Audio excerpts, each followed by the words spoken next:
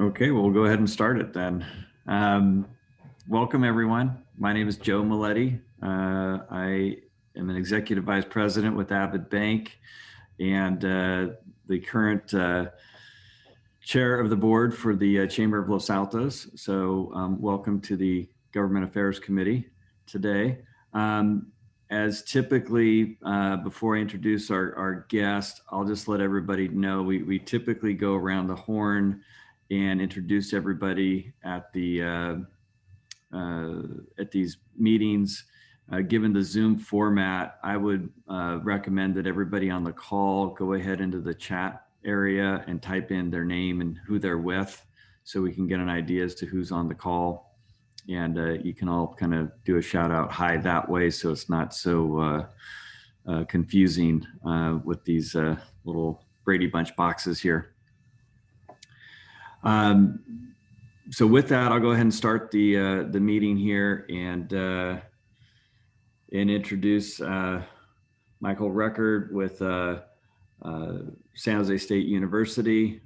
Quick background on Michael. He's number one, he's going to be talking about a little bit after the 2020 election here, kind of where do we stand, and he will have a presentation that he'll put up here shortly and go over. And then at the end, we will open it up to some Q&A as well. So stay tuned on that. Matthew, welcome. And Matthew, I'll try to go through this as quick as I can. He's got a pretty extensive background here. Matthew joined San Jose State faculty in 2017. He's got his doctorate in public policy and management from John Glenn College of Public Affairs at Ohio State University. Before finishing his post-secondary schooling, Matthew worked as a real estate appraiser and appraiser reviewer before and during the U.S. housing crisis during 2007 and 2008. So that must have been a fun time there. I'm in the commercial real estate world myself, so and very familiar with that. So in addition to that, he worked as a policy research assistant at the Ohio Housing Finance Agency in 2013 and 14. Worked under a research contract for Fannie Mae in 2015 through 16. And his research focuses on substantive policy areas of civic engagement, affordable homeownership, and community building, as well as how politics and the policymaking environment influence service delivery in public agencies. At Ohio State, Matthew taught Intro to Public Affairs, Civic Engagement, Policy Analysis at the undergraduate level. And at San Jose State, he teaches graduate research methods and policy analysis, as well as undergraduate U.S. history and government. And as Matthew, we talked about just before the call here, does focus a little bit on the public housing and the public policies in regards to housing, which I know may not be a quick topic today on the agenda, but for future, I know that's a topic for the city of Los Altos, especially in the upcoming years with our RENA goals increasing and the need for all of that. So anyway, with that, welcome Matthew, and go ahead and take over here with your presentation. Okay, thank you very much. Can everybody hear me okay? So I think, Kim, you got to click on me and make me a co-host. That's I'm not allowed to share my screen right now. Oh my goodness. Missed that, huh? Unknown caller.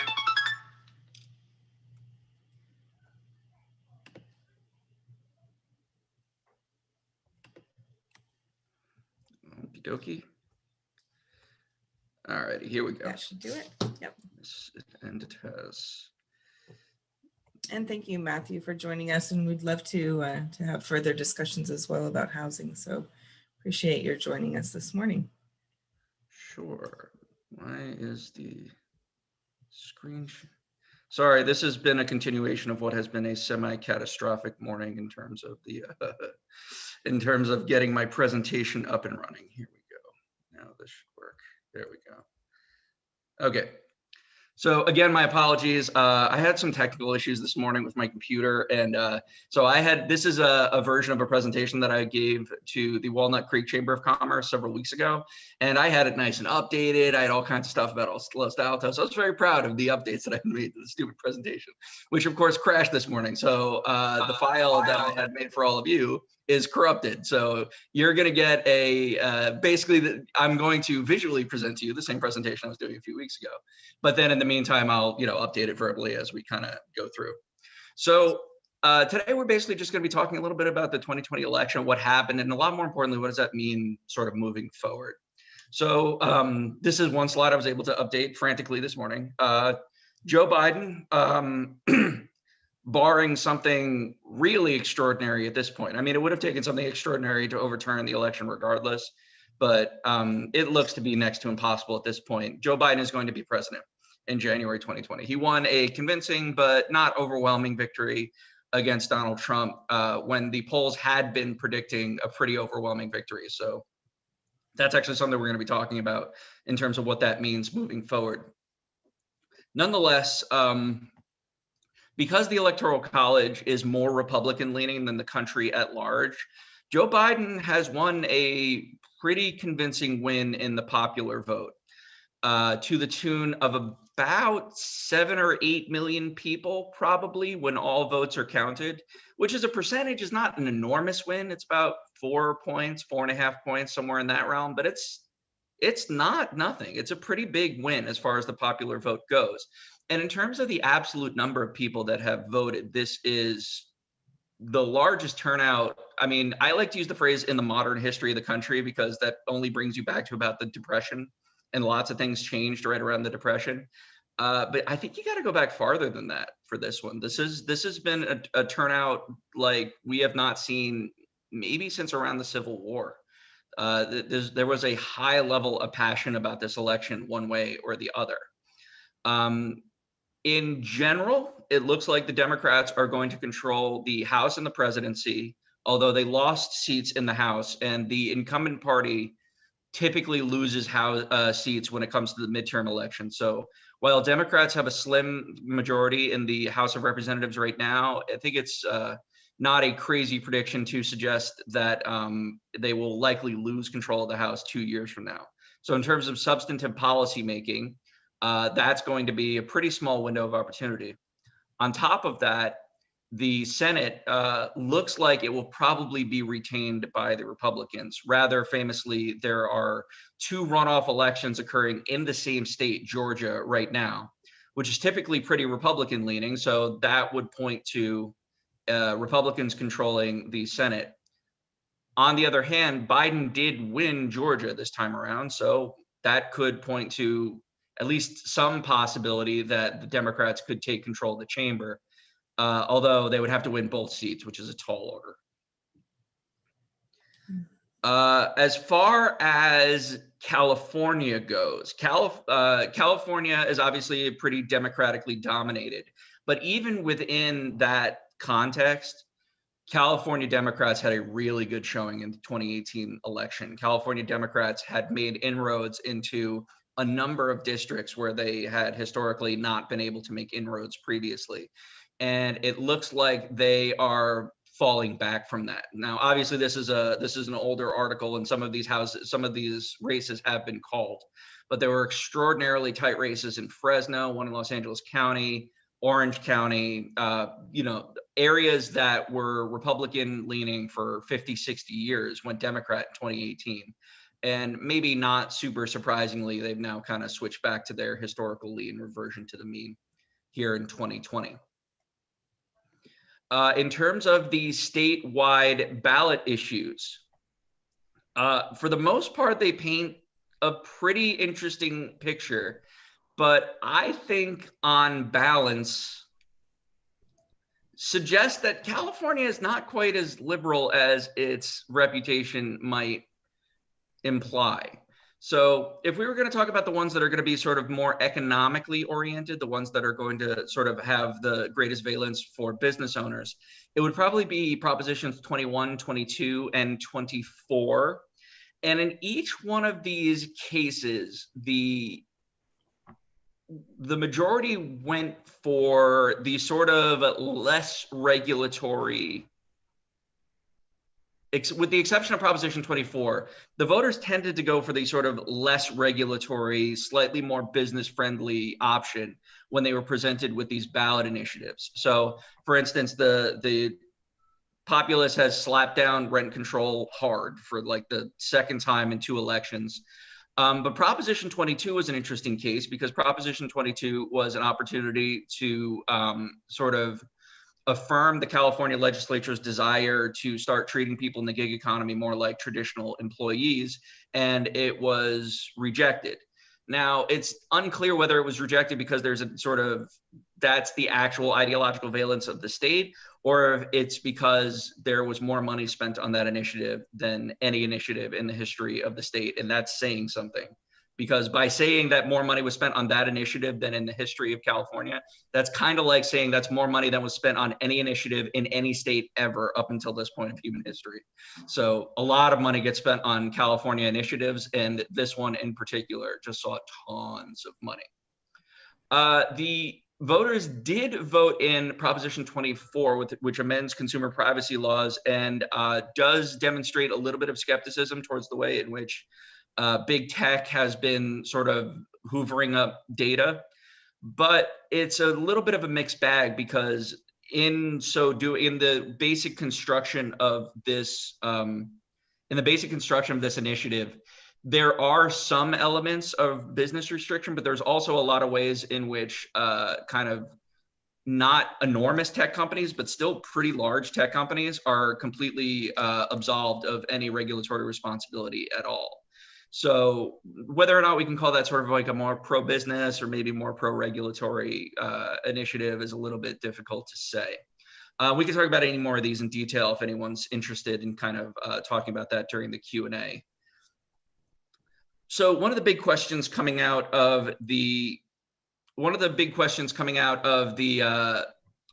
election was, why were the polls so wrong?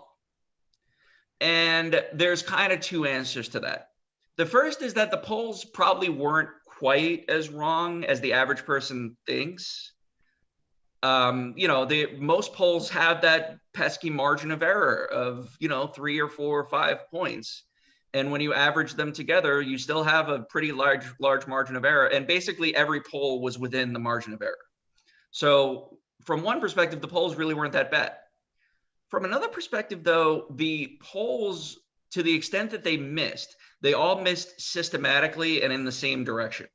All of the polls overestimated the likelihood of Democrats to win down ballot races or of Joe Biden to win the state race for a given electoral race. So even if the polls are not missing by that much, it doesn't really matter if they're missing systematically. And that does present an interesting dynamic moving forward, because we've now had 3 out of the last 4 elections in which the polls systematically underestimated the likelihood of the Republican candidate to win. One possible reason for this is that there is a psychological metric known as social trust. And social trust did not used to have a partisan lean to it. In other words, there are high social trust people and low social trust people, but historically high social trust and low social trust people were roughly evenly distributed between the Democratic Party and the Republican Party. But it has become, especially in the Trump era, the case that high social trust people have migrated to the Democratic Party and low social trust people have migrated to the Republican Party. And low social trust people are just less likely to participate in public institutions and things like polling. They're less likely to pick up their phone if they don't recognize the number. They're less likely to want to engage with people that they perceive as having different perspectives than them or just different than them, full stop. So if that is the case, And poll response rates have been going down for years. If that remains the case, then that will present a pretty substantial problem to pollsters in terms of trying to accurately predict elections moving forward. All right, so we've talked a little bit about the election. What's next? And what's next is that Donald Trump is still our president until January 20th. And it's kind of an open question as to what is he going to do with the remainder of his term. I think the most obvious thing that he's going to do with the remainder of his term is that he's going to try to, through judicial means and maybe some sort of extra administrative means, overturn the election. It has been almost shocking the extent to which the Trump administration has had not even small procedural victories on this front. But in terms of fundraising, the Trump administration has raised over $150 million, or a pretty substantial chunk of the entire amount of money that they raised for the entire election, mostly on the back of getting their donors ginned up about the possibility that the election has been stolen. And I hope this doesn't come off as partisan. The election has not been stolen. Joe Biden won the election.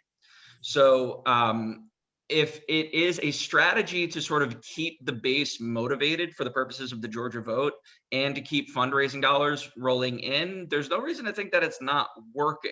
If it is a legitimate strategy to overturn the election, it isn't working. So in the near term, this doesn't look to be that big of a deal, but in the long term, it now appears that we are going down a road where we are not just divided on a partisan basis in terms of our ideology or our policy preferences, but on the legitimacy of democracy itself. And I don't really know what that means for the country. Shortly after Trump lost the election, he fired his Secretary of Defense, Mark Esper. That was something that has been kind of floating in the ether as a possibility for some time. It was expected that there was going to be a lot of other firings, and there have been, but they've been mostly confined to the Department of Defense, which a lot of people were getting really scared about, meant like the possibility of a coup or that Donald Trump would not take office. I think those fears, they're not based in like nothing, but I think those fears were overblown even at the time. A lot of people expected Dr. Fauci would have been fired by now. He hasn't. A lot of people expected that people from Trump's economic team would have been fired. They haven't. So basically, the only people that are getting fired are people that are, Trump's technology advisor, the election advisor, I forget the gentleman's name, he came out and said that this was the most secure election in the history of the country. I think it's a little early to make that call one way or the other, but I think he was just trying to sort of tamp down the rhetoric about the election having been stolen. He was fired shortly thereafter. So basically, as long as you don't publicly disagree with Trump, and Fauci, for instance, hasn't publicly disagreed with Trump in a while, it appears that you're going to keep your job. Although, it is still troubling when a president in their lame duck period starts firing people and appoints interim office holders when, from a constitutional or administrative perspective, you're actually not supposed to do that. You really are supposed to put up appointees through a Senate confirmation process. Okay. Have you and your wife been healthy during all this COVID crisis? Sorry, one sec. Okay, so do Trump's teams have any legal merit? We kind of talked about that already. The answer is no. Okay, so what's next with COVID? Again, I apologize. My charts are a little bit old. A few weeks ago, I was making the argument that COVID is about to get a lot worse. A few weeks later, COVID has gotten a lot worse. So we've been kind of going down this road where we were all taking it super seriously in April. And really, when we look back at the historical trend, things really weren't that bad nationwide in April. And then things got way worse over the summer, and then they started to die down a little bit, and now they're getting worse again with holiday travel. California has done a little bit better than the nation overall, although California has returned to its peak. New York has returned to its peak. I remember I had a conversation. I'm from New York originally, and I was having a conversation with my friends like 5 or 6 weeks ago, and they were like patting themselves on the back for how well New York had been handling things. I was like, you really think we're going to live in a country where like Nebraska and Wisconsin are exploding and New York's going to be just fine? It's a big country. We don't live on an island, and that's exactly what happened. So I'm not trying to talk about how brilliant I am. It just seems to me that people were getting a little bit, I don't know, complacent with how bad things were going to get. So we are obviously looking at a situation where we're going to be looking at a months-long period where the number of people who are getting infected on a day-to-day basis are higher than it's been at any point in the past. And now on top of all of that, we've got this sort of like partisan valence to the way in which people are reacting to the outbreak. And maybe more importantly than that, just regardless of your partisan lean, regardless of your ideology, people are just sick of this. People don't want to live this way forever. And institutional steps were not taken during the interim period to make it so that testing was more widespread, or contract tracing was more widespread, or other steps were taken to allow people to just sort of like return to something approximating their normal lives. So now that we're in a situation where it's the holidays and people kind of have to stay indoors and people are just sort of sick of living this way, it's really a recipe for things to get a lot worse. There is still, again, this is a bit old, but there is still basically this dimension to the way that the cases are going. Broadly speaking, the Northeast is doing better than the middle of the country, and the West Coast is doing not quite as good as the Northeast, but better than the middle of the country as well. But everybody's doing badly. So like the relative metrics are a little bit less relevant than the fact that kind of nobody is handling the outbreak particularly well at this point. On the good side, it looks like we are finally shipping out a vaccine, and the vaccines appear to be extremely efficacious. On the bad side, it appears that a non-trivial proportion of the population, for either legitimate or just sort of conspiratorial reasons, don't necessarily trust the vaccine. And it's not entirely clear how many people are going to be getting it. And of the people that are going to be getting it, it's not entirely clear how quickly they'll get it. All right, so this obviously leaves us to what's next with the recovery. And broadly speaking, the economy did really badly, like worse than it's done in any single quarter period since we've been tracking these things around April, May, and June, and has shot sort of back up since then. And there has been a discussion in the media about whether or not this is a V-shaped recovery or what's called a K-shaped recovery, or whether it's no recovery at all and it's just a complete mirage. A V-shaped recovery is basically the economy bounces back more or less to the way it was before in a very short period of time.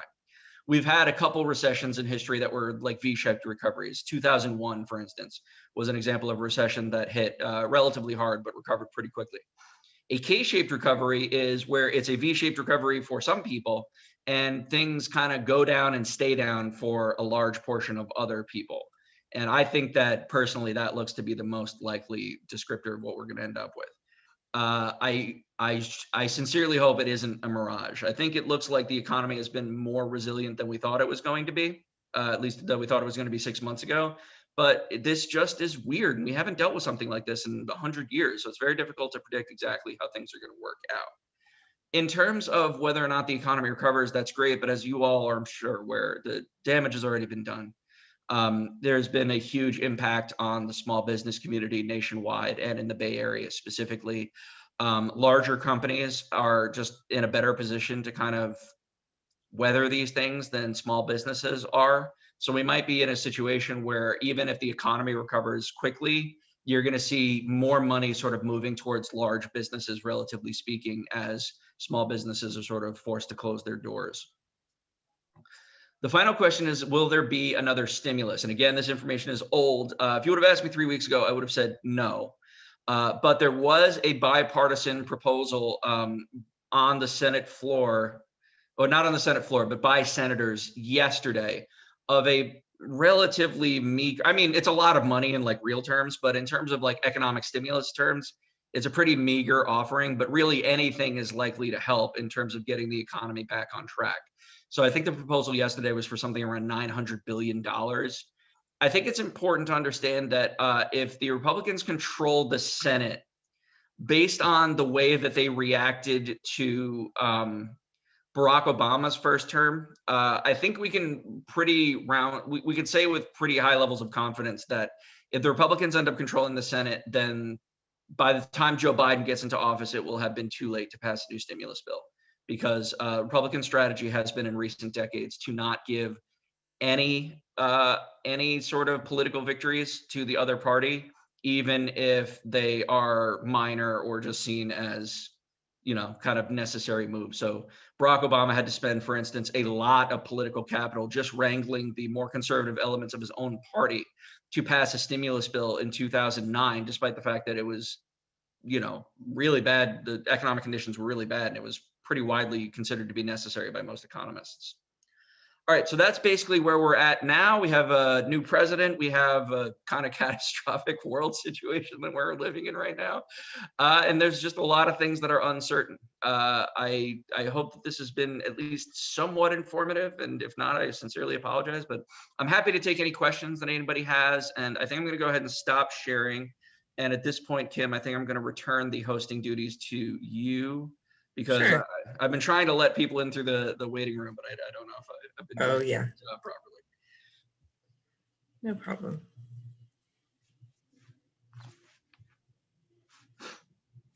All right, Kim, do you want to open it up to questions or? Sure. I know we have several on the call that are interested in politics, and I'm sure have some either policy questions or perhaps Roy Lave. Do you have any questions, Roy? I have none. What? I just Actually, covered everything Kim- so brilliantly that there's nothing left to discuss. You Kim, did. I- You did. I think I hear Diana. Is that Yeah, Diana? hi. So, hi, Matthew. My name is Diana. I do government relations. So I do have a question. Statewide, we saw that the Senate the Democrats really lost some seats as well. Not a lot, so they still are like a majority. But do you think that would make a difference in how policy moves forward? Do you think there's going to be a little bit more bipartisan efforts with the gig economy kind of having been defeated, like the Lorena Gonzalez, AB5 kind of being impacted? Like, just kind of wondering your thoughts on moving forward and how next year might look. I think that the more relevant consideration for next year on the state level is going to be COVID rather than the sort of partisan lean of the legislature. I think while it's true Democrats lost some seats, it's also the case that Democrats pretty well dominate state politics at all levels. So yeah, I think on the margins, you're going to see a little bit more influence from the Republican caucus.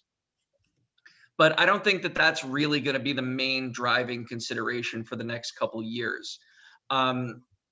Just to give you one, for instance, SB 291 is some work. My class has been doing some work on SB 291, which was a proposal to extend the Cal Grant program, basically extend student financial aid to apply to housing, specifically for community college students that are experiencing homelessness. About 400,000 community college students will cycle into or out of homelessness in a given year in the California community college system. And so the Cal Grant program does a good job of covering their tuition and their books, but envisions a world in which those are going to be your main costs when you're going to school. And so they were going to expand the generosity of that to allow students to put it towards their housing. That proposal has been killed. And so I think we're going to see a lot of similar proposals being killed where, California was trying to address some of the sort of more structural, social, and economic issues, especially with regard to the fact that, that's kind of the main motivation for the Democratic Party. And I just don't think that there's going to be a lot of political will for things like that moving forward when California's revenue base has just been absolutely cut off at the knees for the last 8 or 9 months, where there's probably going to be budget shortfalls and layoffs at the state and county level. So I think for the next couple of years, the economy itself, I should say, will probably be fine within a year from now. The state budget will not. The state budget is not just going to instantly recover. They've been sort of carrying water for a lot of the economic realities for the past 8 or 9 months. And states aren't allowed to run deficits, and there has been no money from the federal government at all, which is something that you would think would usually be a fait accompli in something like this. So California is going to have to make up that deficit one way or another. And it's probably going to be a combination of bond issues, raising taxes, maybe a little bit, and more likely cutting services. So I think for the next year, what we're going to see is the Democrats doing their best to kind of shovel against the tide and prevent really, really egregious cuts from going into place. And so I don't know what the partisan valence of that is going to look like.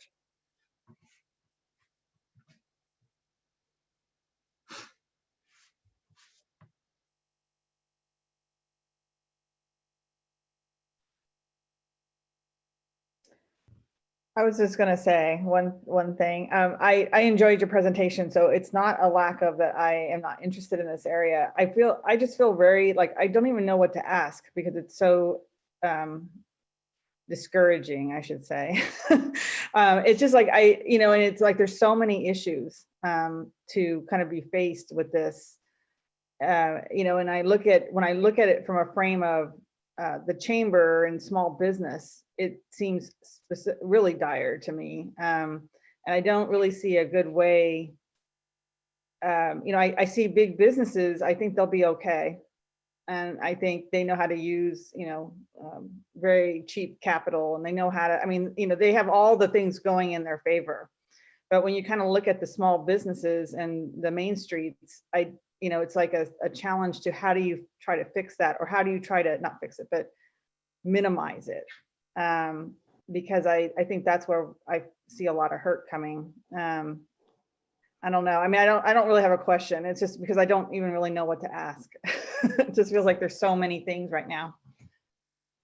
I think that what this moment in time could possibly teach us is that the way that we are thinking about business interests in the United States has been too narrow.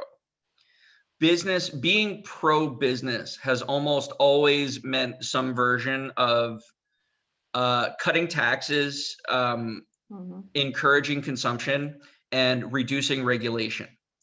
And even when COVID hit, the first proposal, and this is from not a national level, not a state level, but the first proposal from the Trump administration was a payroll tax holiday. Right. The average person doesn't pay that much in payroll taxes. So yeah, an extra $45 in your pocket every 2 weeks, no one's going to be like, I don't want that.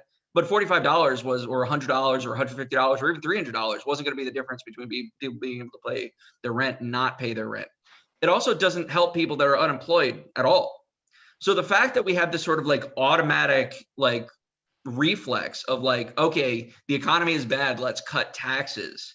It's not that cutting taxes doesn't help people. It obviously does.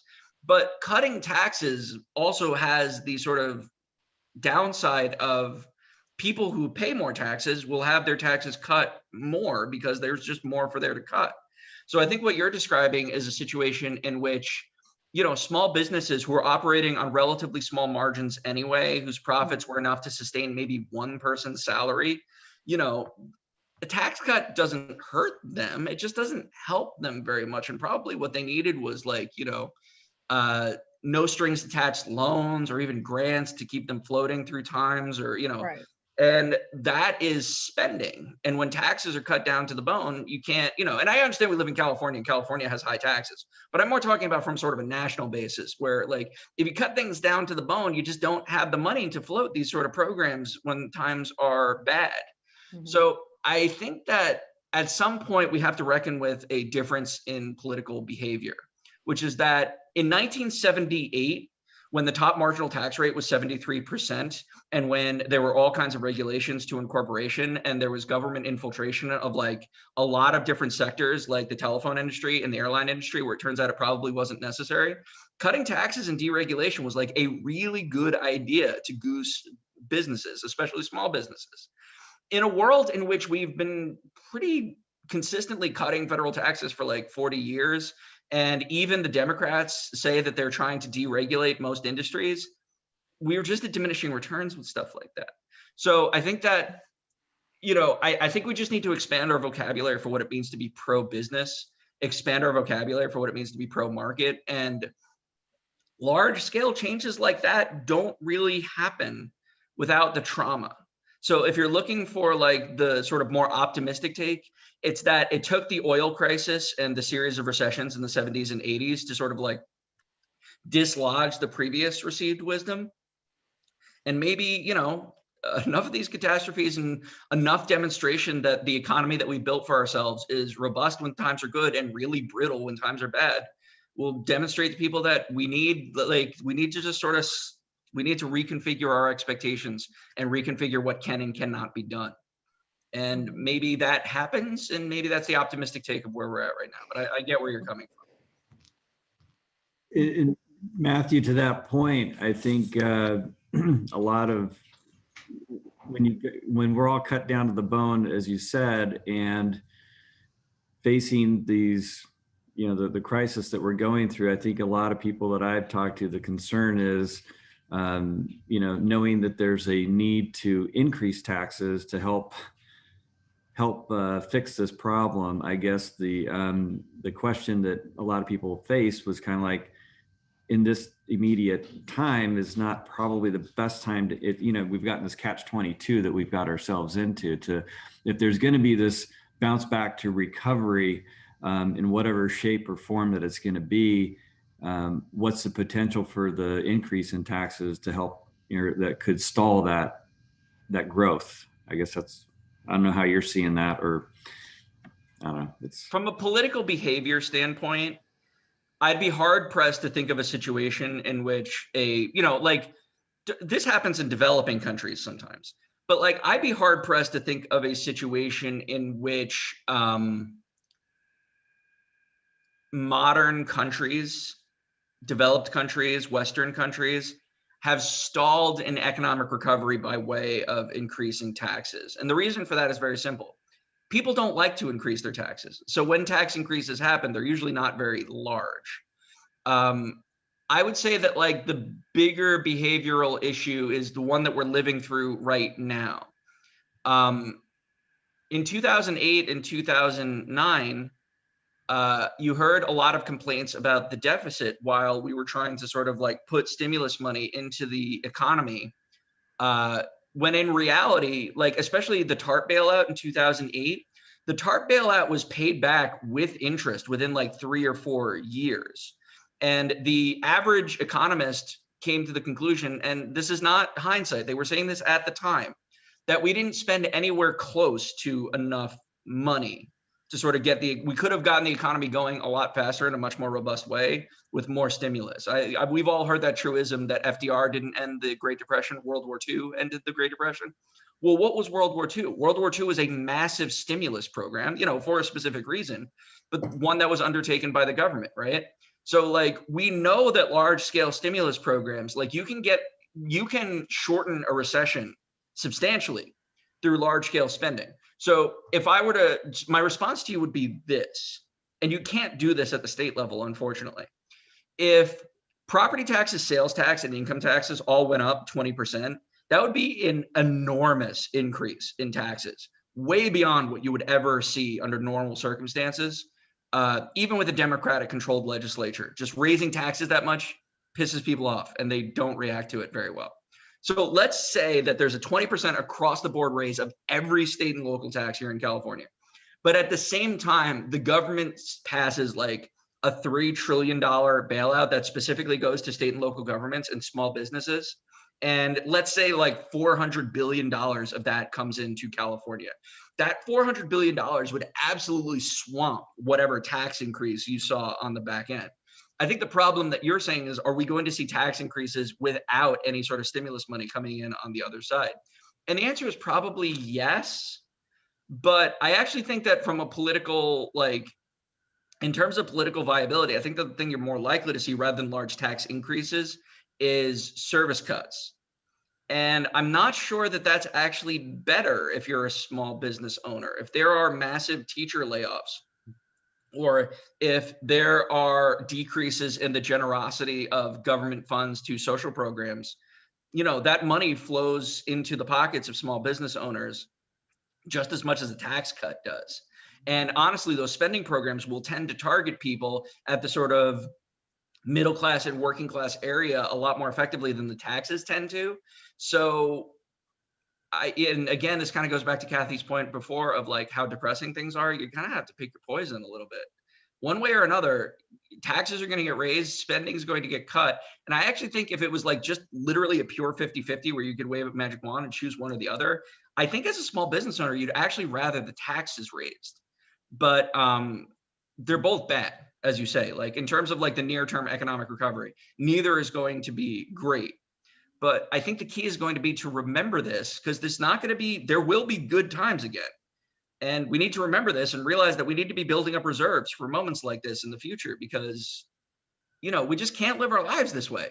With this like really up and down where we're flush. And when things are bad, counties are going bankrupt and teachers are getting laid off. It's insanity. Like we need to find a way to, in terms of our political behavior, to sort of even things out a little bit. Otherwise, our lives are just going to be this sort of endless cycle into and out of like privation.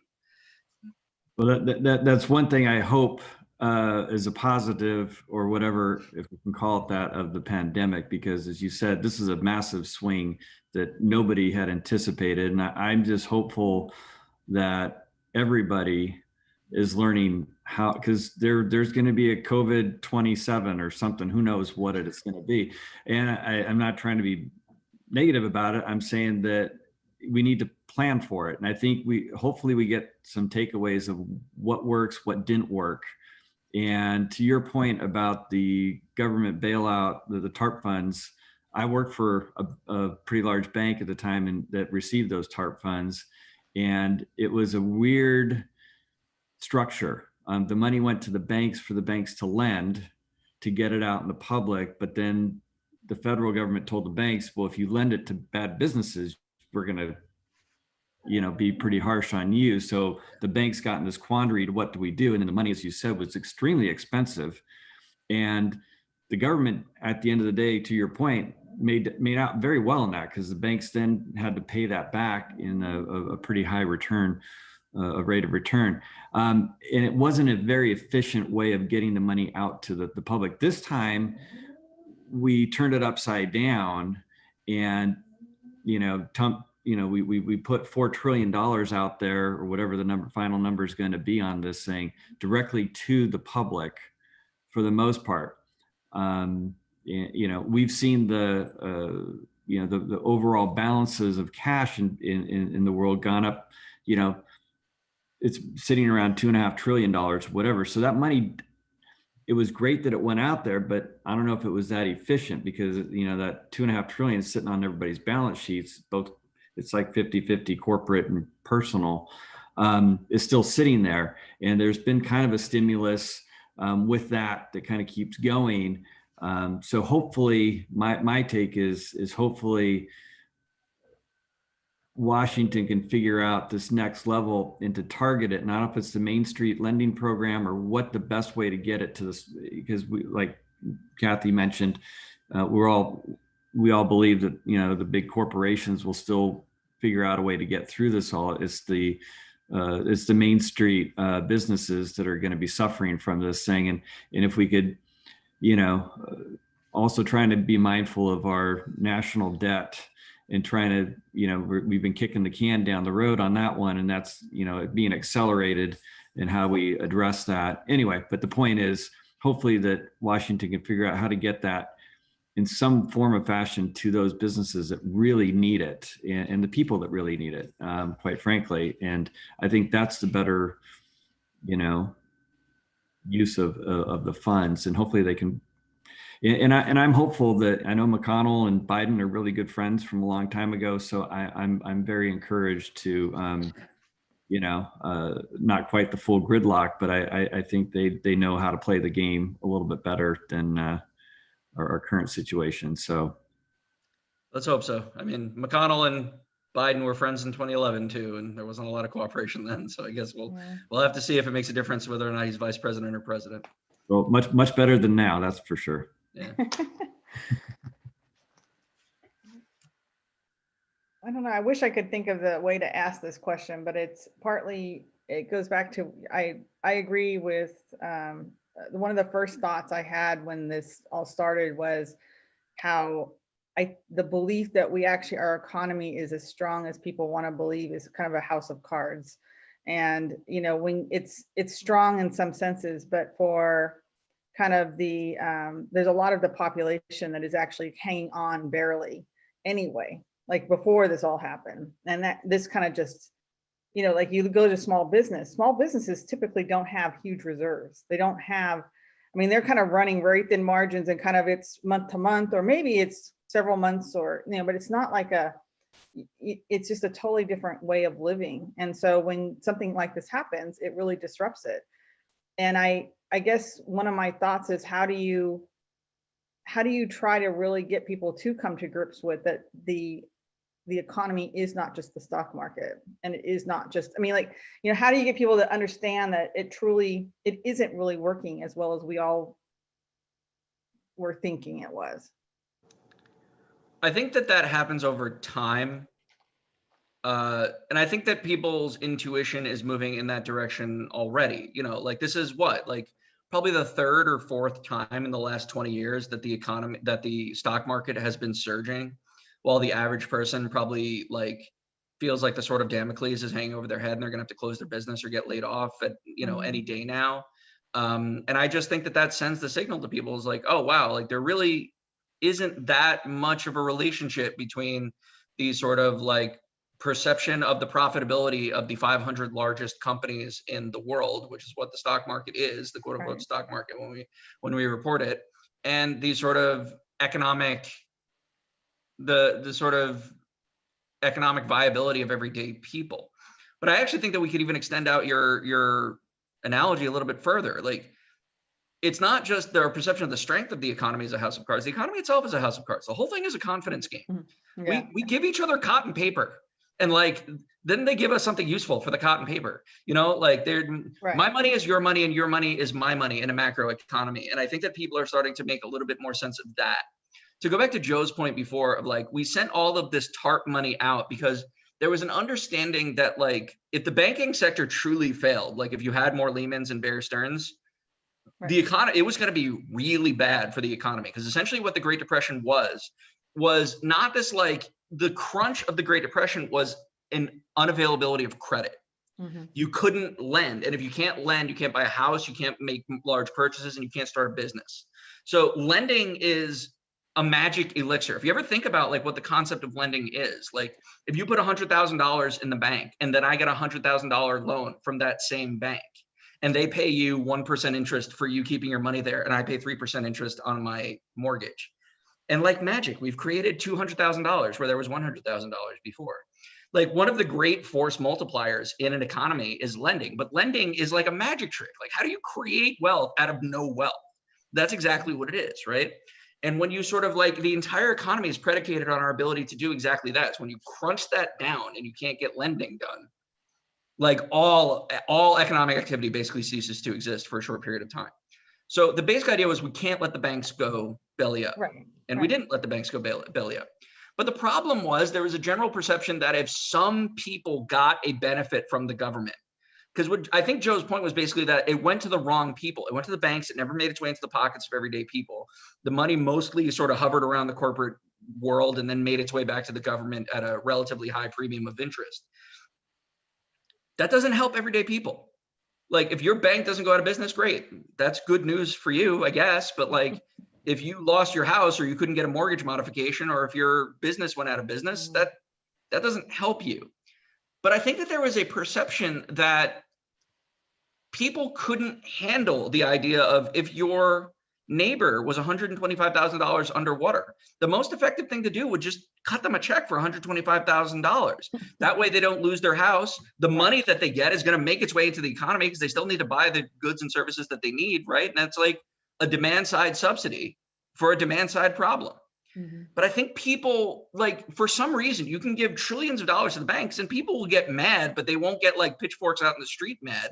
But I think there was a perception that if you gave $125,000 to some person's neighbor and not them, then the pitchforks are actually going to come out, which is just a weird fact of human behavior. This is all by way of saying that we keep iterating on this idea of like, I think we keep getting more sophisticated as like this last bailout was a lot more effective than the one that happened in 2008 and 2009, Yeah. because things like independent contractors were included in it, small businesses were included in it, all entire categories of people were included in it that weren't included last time. But of course, there was still lots of corporate money, right? Like, and Mhm. we realized that we probably don't need quite as much of the corporate money. Like, if we could carve out 75% of the corporate money and put that in the pockets of like restaurant workers, then we wouldn't have had to open the damn restaurants and then see the surge in COVID that we've seen. But we didn't do that, and the restaurant owners don't want to go out of business and they don't want to lay off their workers. So what are they doing? They're opening up when it's probably not safe to do so. And everybody understands what's going on, and everybody understands it's a bad idea, and everybody understands exactly why that restaurant owner is making that decision, and kind of you can't blame them. Like, what do they choose? You know, the sword or the spear? It's like, it's not a fair position to put anybody in. Mhm. Anyway, so this is all by way of saying that I think we're getting there. I think we are getting to a point where people understand that the economy is not the stock market. That if GDP goes up, that's fantastic. But if all the gains from GDP go to like 400 families, then who the hell cares? You know, like they already have more money than they're going to be able to spend in 10,000 lifetimes. So I think it happens over time.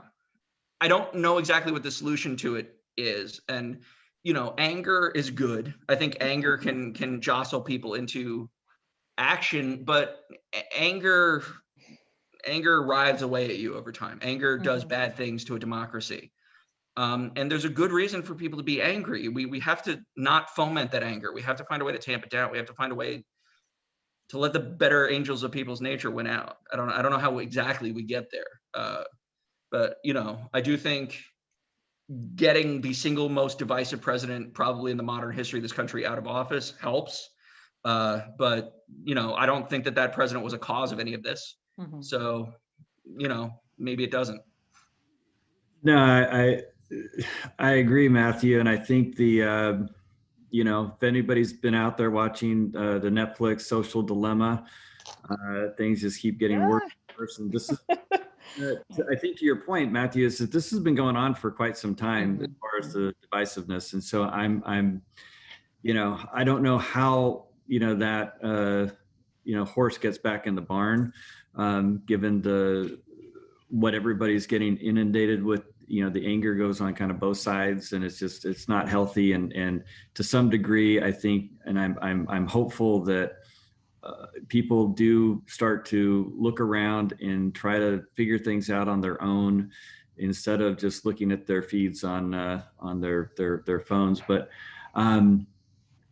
anyway, I think we could go on for the one thing about this, and you know, I think we've all been doing this on the phone, talking about COVID, and we're all instant scientists on the numbers and how people are doing this and all that stuff. And you know, it's a human nature thing. I think, you know, it's as long as we don't go down the anger path to the point that it really makes us all upset, but we can get some constructive thing, and it's good to talk about.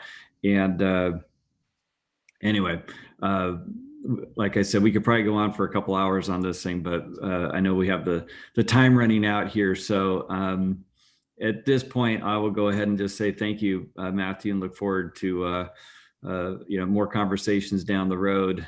And as it in the world of politics and everything, there's always going to be a conversation, which is hopefully we can remain healthy about it, and constructive too.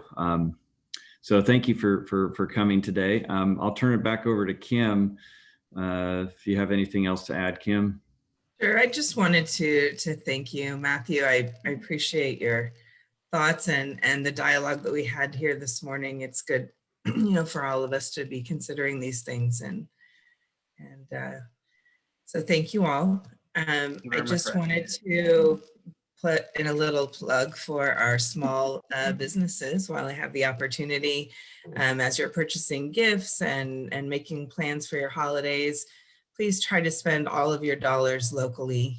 Our restaurants and retailers really need it this year. I know that's obvious to each and every one of you, but you know, whether it's shopping in person, ordering things online from our small merchants, or even purchasing gift cards through the chamber for our retailers, any avenue is much appreciated. If you need any assistance with that in any way, you know, please reach out to the chamber, and we're happy to support. But You know, I think 2020 has brought a familiarity with online ordering, which has even, you know, dealt a harder blow to our small businesses on top of county restrictions and state restrictions for closures and whatnot. So really difficult times, and obviously the holidays are when they try to make up for what's happened in the year, and this is an especially difficult year. So please